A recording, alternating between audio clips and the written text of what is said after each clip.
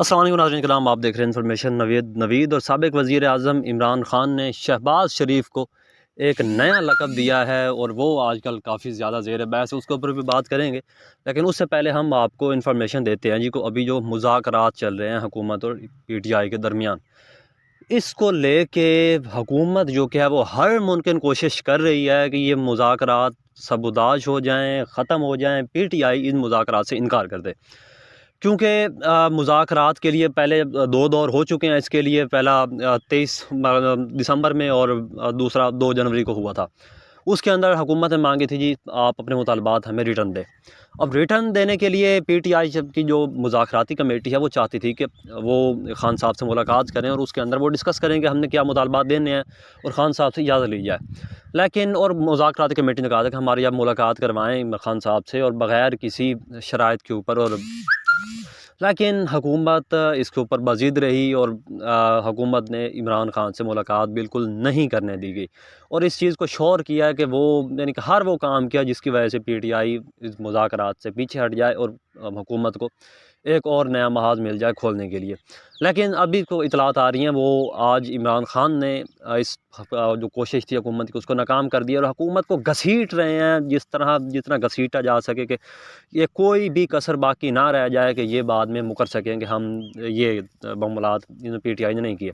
तो अब इतलात ये है जी तोशाखाना 2 की जो समाअत हो रही थी उसके अंदर खान साहब ने इजाज़त दे दी है अपनी जो सियासी कमेटी है जो हुकूमत से मुज़ाकरात कर रही है कि आप जो अपने मुतालबात हैं वो उन्हें दे दें और आप मुज़ाकरात को जारी रखें। और हालांकि हुकूमत ने कोई कसर नहीं छोड़ी थी कि इस मुज़ाकरात को सबोदाश किया जाए, ख़त्म किया जाए, PTI इन मुज़ाकरात को छोड़ के चली जाए। और फ़िलहाल इमरान ख़ान ने मुज़ाकरात जारी रखने का हुक्म दे दिया है और इंशाअल्लाह अज़ीज़ कोशिश खैर जो बुनियादी मुतालबात हैं वो आप जानते हैं। और वीडियो लंबी हो रही है तो आगे अगले टॉपिक की तरफ चलते हैं नाज़रीन कराम। और ख़ान साहब ने शहबाज शरीफ को army chief general Asim Munir का यानी कि आर्मी चीफ़ का उन्होंने दे दिया जी अर्दिली करार। अब ज़रा सोचें कि अर्दली के नाम से आपको क्या चीज़ जहन में आती है। अब कोई भी जो शख्स है किसी के जहन में आज से पहले तक नहीं था। खान साहब ने शहबाज शरीफ को कई अलक़ाबात दिए जिनमें बूट पॉलिश, चेरी ब्लॉसम और पता नहीं क्या क्या थे। लेकिन अभी जो कहते हैं ना कि दरिया को कूज़े में बंद करना, तो वो इस लक़ब के अंदर आता है, इस खिताब के अंदर आता है, अर्दिली के अंदर। और जैसे ही खान साहब ने शहबाज शरीफ को वज़ीर आर्मी चीफ़ का अर्दिली करार दिया, यानी कि ये उस शख्स ने उसको करार दिया है जिसके ऊपर इस्टेब्लिशमेंट ये सारे कांटा लगा चुके थे। लेकिन वो आलमी मीडिया की ज़ीनत बन गया, हर तरफ अर्दिली अर्दिली हो गया। जिस तरह हर तरफ हू हो गई थी, तो इस तरह में अब अर्दिली अर्दिली रावी अब अर्दिली ही अर्दिली लिख रहा है। और इसके ऊपर BBC ने भी मज़मून शाया कर दिया और बाकी इदारों में यानी कि उन्होंने बता दिया कि अर्दली होता क्या। अर्दली नाज़रीन कराम बेसिकली एक मुलाज़िम होता है फ़ौज के अंदर किसी सीनियर अफसर का, जिसके ज़िम्मे उस अफसर के तमाम तर ज़ाती काम आते हैं। यानी कि जितने भी ज़ाती सरकारी पैगाम ले जाना, वर्दी चमकाना, बूट पॉलिश करना, उसकी यानी कि वो जिस तरह वो आता है ना चापलूसी, और यानी कि वो सारी की सारी उसकी एक होती है ज़िम्मेदारी होती है एक सरकारी तौर पे।